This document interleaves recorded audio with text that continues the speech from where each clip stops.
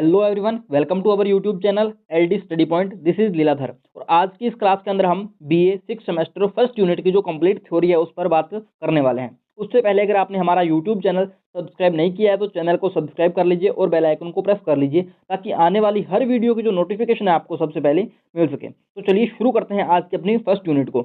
आज की अपनी फर्स्ट यूनिट का नाम है भारत का विस्तृत भूगोल। इसके अंदर आज हम भारत का जो विस्तृत भूगोल है उसकी सामान्य जो चर्चा है वो करने वाले हैं। इस यूनिट के अंदर हम सभी पॉइंट टू पॉइंट कवर करने वाले हैं और आप इस क्लास को अपने दोस्तों के पास ज़्यादा से ज़्यादा संख्या में शेयर कीजिए। उसके बाद आता है हमारा फर्स्ट यूनिट का फर्स्ट पॉइंट। इसके अंदर हम बात करते हैं भारत का एक परिचय। भारत के अगर एक परिचय की बात की जाए तो भारत केवल एक देश नहीं बल्कि एक विशाल उपमहाद्वीप है। भारत को एक विशाल उपमहाद्वीप कैसे कहा जा सकता है? क्योंकि ये क्या करता है कि दक्षिण एशिया का जो 73% भाग है, दक्षिण एशिया का 73% भाग है उसको भारत क्या करता है? कवर करता है। दक्षिण एशिया का 73% भाग कवर करने के साथ साथ भारत अपनी विशालता और विशिष्ट भौगोलिक स्थिति के लिए जाना जाता है। उसके बाद आता है इसका नेक्स्ट पॉइंट की अध्याय की रूपरेखा किस प्रकार की है। अध्याय के अंदर रूपरेखा मतलब अध्याय के अंदर हम किस किस पॉइंट पर बात करने वाले हैं। तो अध्याय के अंदर सबसे पहले हम इसकी स्थिति और सामरिक महत्व के ऊपर बात करने वाले हैं कि भारत की जो स्थिति कहाँ है और इसके जो सामरिक महत्व है वो क्या क्या है। उसके बाद आता है विविधता और एकता कि भारत के अंदर विविधता होने के बावजूद एकता किस प्रकार से विद्यमान है। उसके बाद आता है प्रमुख स्थलाकृतिक घटक कि भारत के अंदर पर्वत, नदियां, पहाड़ जो है उनकी स्थिति कैसी है। उसके बाद आता है अपवाह प्रणाली कि भारत के अंदर जो नदियां हैं उनकी अपवाह तंत्र किस प्रकार का है। उसके बाद आता है फर्स्ट पॉइंट कि भारत की केंद्रीय स्थिति किस प्रकार की है। तो हिंद महासागर के शीर्ष पर स्थित है। हिंद महासागर के भारत कहाँ स्थित है? शीर्ष पर स्थित है। आप देख सकते हैं आपको मैप के अंदर इधर ये हिंद महासागर दिख रहा है, ये हिंद महासागर का सारा भाग है और इसके केंद्र मतलब ऊपर ये भारत स्थित है। और व्यापारिक सेतु, ट्रेड ब्रिज दक्षिण एशिया, पूर्व इंडोनेशिया, थाईलैंड और पश्चिम एशिया के बीच व्यापारिक मार्ग का कार्य कर सकती है। तो इसके अंदर क्या बोला गया है कि पश्चिम से अरब सागर और पूर्व में बंगाल की खाड़ी स्थित है। तो भारत के पश्चिम में आपको क्या दिखेगा? अरब सागर दिखेगा और पूर्व की ओर क्या दिखेगा? बंगाल की खाड़ी दिखेगी। उसके बाद आता है व्यापारिक के लिए आदर्श भौगोलिक स्थिति क्या है, इससे हमें प्राप्त होती है। आप देख सकते हो कि यहाँ पे जो ये रेड कलर का आपको जो दिख रहा है ये क्या होता है? व्यापारिक मार्ग होता है। इसकी मदद से एक देश दूसरे देश के साथ अपना व्यापारिक जो गतिविधि है वो साझा करते हैं। उसके बाद आता है नेक्स्ट पॉइंट की सामरिक महत्व क्या है इसका, हिंद महासागर का। तो हिंद महासागर के अगर सामरिक महत्व की बात की जाए तो दक्षिण एशिया का बड़ा भाई बोला जाता है इसको। सभी पड़ोसी देश पाकिस्तान, नेपाल, भूटान, बांग्लादेश, श्रीलंका की सीमाएं इसी समुद्री मार्ग से भारत से जुड़ी हुई है।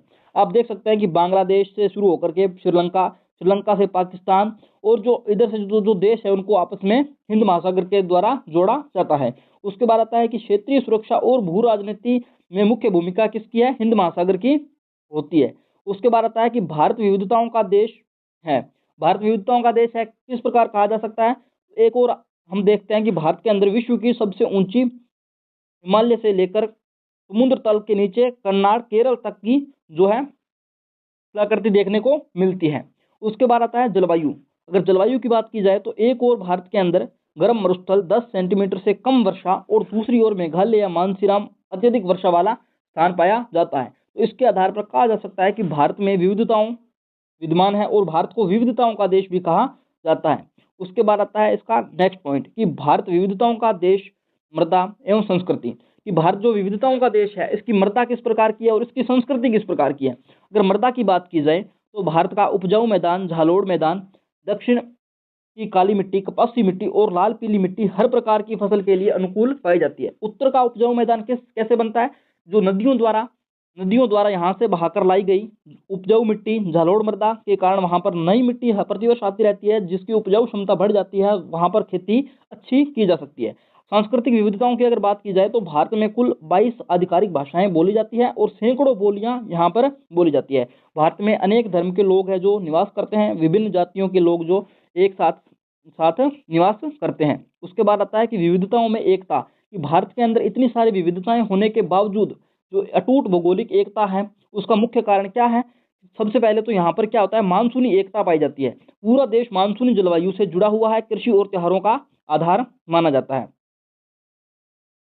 और सांस्कृतिक समन्वय की अगर बात की जाए तो संगम युग से आधुनिक काल तक को सभी को समाहित करने वाली संस्कृति यहाँ पर पाई जाती है। व्यापारिक ढांचे, अगर राजनीतिक ढांचे की अगर बात की जाए तो कश्मीर से लेकर कन्याकुमारी तक भारत एक संविधान, एक तिरंगे के प्रति सम्मान का भावना रखता है। उसके बाद आता है नेक्स्ट पॉइंट, जिसके अंदर बोला गया है कि प्रमुख स्थलाकृतिक घटक उत्तर भारत।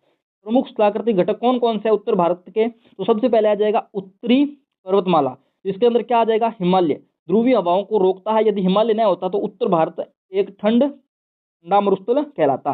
देखो यहाँ से आपको दिख रहा होगा ये कि हिमालय के कारण जो इधर से आने वाली जो हवाएं हैं उनको हिमालय रोक लेता है और इस क्षेत्र को ठंडा मरुस्थल बनने से रोकता है, जिसके फलस्वरूप यहाँ पर क्या है? अनुकूल जलवायु पाई जाती है। अगर हिमालय पर्वत श्रृंखला यहाँ नहीं होती तो ये वाला जो क्षेत्र है कुछ राजस्थान का हिस्सा भी हो जाता है, कुछ पंजाब का हिस्सा होता है, कुछ उत्तर प्रदेश का जो हिस्सा है वो आज ठंडे मरुस्थल के रूप में हमको दिखाई देता। उसके बाद आता है कि उत्तर का विशाल मैदान। उत्तर के विशाल मैदान की अगर बात की जाए तो विश्व का सबसे सघन बसा क्षेत्र है उत्तर का विशाल मैदान, जहां पर सर्वाधिक जनसंख्या पाई जाती है। अत्यधिक उपजाऊ मिट्टी जो देश की खाद्य सुरक्षा को सुनिश्चित करती है। उसके बाद आता है नेक्स्ट पॉइंट, जिसके अंदर पूछा गया है कि प्रमुख स्थलाकृतिक घटक दक्षिण भारत की। प्रमुख जो स्थलाकृतिक घटक है वो दक्षिण भारत के कौन कौन से हो जाएंगे? तो सबसे पहले हो जाएगा प्रायद्वीपीय पठार। प्रायद्वीपीय पठार की अगर विशेषता की बात की जाए तो प्रायद्वीपीय पठार के अंदर सबसे पहले क्या निकाला जाता है? लोहा, कोयला, सोना भंडार, और भारत का औद्योगिक विकास इसी पर निर्भर करता है। अगर पठार की अगर बात की जाए तो पठार के अंदर काली मिट्टी पाई जाती है, जिस पर सर्वाधिक मात्रा में जो गेहूं और कपास की जो खेती है वो की जा सकती है। उसके बाद आता है तटीय मैदान और द्वीप समूह है। अगर भारत की तटरेखा की अगर बात की जाए तो वो 7,516.6 किलोमीटर लंबी तटरेखा है, जो कि विदेशी व्यापार, बंदरगाहों और मत्स्य पालन के लिए वरदान है। मत्स्य का मतलब होता है मछली को पालना। उसके बाद आता है नेक्स्ट पॉइंट कि अपवाह प्रणाली और नदियां। अपवाह प्रणाली और नदियों की अगर बात की जाए तो सिंधु, गंगा और ब्रह्मपुत्र। सिंधु, गंगा और जो ब्रह्मपुत्र है वो कहाँ से निकलती है? हिमालय की श्रृंखला से निकलती है, और इनको सदाबहार ग्लेशियर से युक्त नदियां भी कहा जाता है।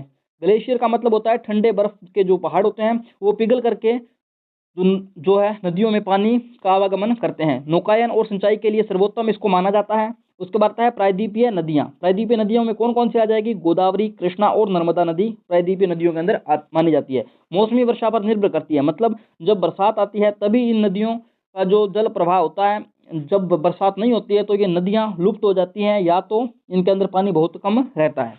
उसके बाद आता है जल प्रताप बनाती हैं, जल विद्युत के लिए उपयोगी मानी जाती हैं ये नदियां।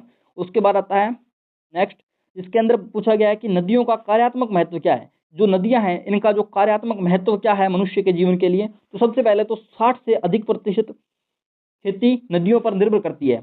और ऊर्जा की अगर बात की जाए तो भाखड़ा, नागल, हीराकुंड और टिहरी जैसे बांध बिजली उत्पादन के लिए कार्य करते हैं। औद्योगिकरण में अगर बात की जाए नदियों की भूमिका तो कानपुर, वाराणसी, कोलकाता जैसे शहर नदियों के कारण विकसित हुए हैं। और पारिस्थितिकी की अगर बात की जाए तो सुंदरवन का डेल्टा और स्टोरी और जैव विविधता के लिए महत्वपूर्ण है। नदियों द्वारा बहाकर लाई गई उपजाऊ मिट्टी के फलस्वरूप क्या होता है कि जो खेती का जो स्वरूप है वो बदल जाता है। खेती में सिंचाई के लिए नदियों का कार्यात्मक महत्व माना जाता है। उसके बाद आता है परीक्षाओं के लिए महत्वपूर्ण बिंदु। परीक्षाओं के लिए अगर महत्वपूर्ण बिंदु की बात की जाए तो भारत दक्षिण एशिया के 73% भूभाग पर स्थित है। भारत दक्षिण एशिया के 73% भूभाग पर स्थित है। इसी के कारण इसे विशाल उपमहाद्वीप भी कहा जाता है।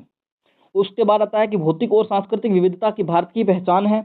मानसून, संस्कृति और संविधान भारत को एक सूत्र में बांधे रखते हैं। हिमालय जलवायु नियंत्रक और प्रायद्वीपीय पठार खनिजों का भंडार यहाँ पर विद्यमान है। उसके बाद आता है कि हिमालय नदियां सदाबहार हैं जबकि प्रायद्वीपीय मौसमी होती है। हिमालय नदियां क्या होती है? सदाबहार होती है, और जो जबकि प्रायद्वीपीय नदियां किस प्रकार की होती है? मौसमी नदियां होती है। उसके बाद आता है निष्कर्ष। निष्कर्ष की अगर बात की जाए तो भारत का विस्तृत भूगोल इसकी सबसे बड़ी ताकत है। इसकी स्थलाकृति, नदियां और जलवायु न केवल देश की अर्थव्यवस्था को आकार देते हैं बल्कि एक समुद्र और विविध संस्कृति का निर्माण भी करते हैं। अनेकताओं में एकता ही भारतीय भूगोल का वास्तविक सार है। आई होप आपको यह वीडियो अच्छी लगी होगी। वीडियो अच्छी लगी है तो चैनल को सब्सक्राइब कर लें, बेल आइकन को प्रेस करें। और अगर आप इसकी पीडीएफ प्राप्त करना चाहते हैं तो आपको कॉन्टैक्ट नंबर दिख रहे हैं, इस पर मैसेज कर आप इसकी पीडीएफ प्राप्त कर सकते हैं। पीडीएफ में आपको इस स्लाइड के साथ साथ इंपॉर्टेंट क्वेश्चन वाली पूरी की पूरी सीरीज मिलेगी, जिसके लिए आप व्हाट्सएप नंबर पर मैसेज कर उसकी जानकारी प्राप्त कर सकते हैं। उसके बाद आता है नेक्स्ट कि अगर आपको ये वीडियो अच्छी लगी है तो चैनल को सब्सक्राइब कर लेना, बेल आइकन को प्रेस कर लेना और अपने दोस्तों के पास ज़्यादा से ज़्यादा शेयर करना। तब तक के लिए जय हिंद, जय भारत।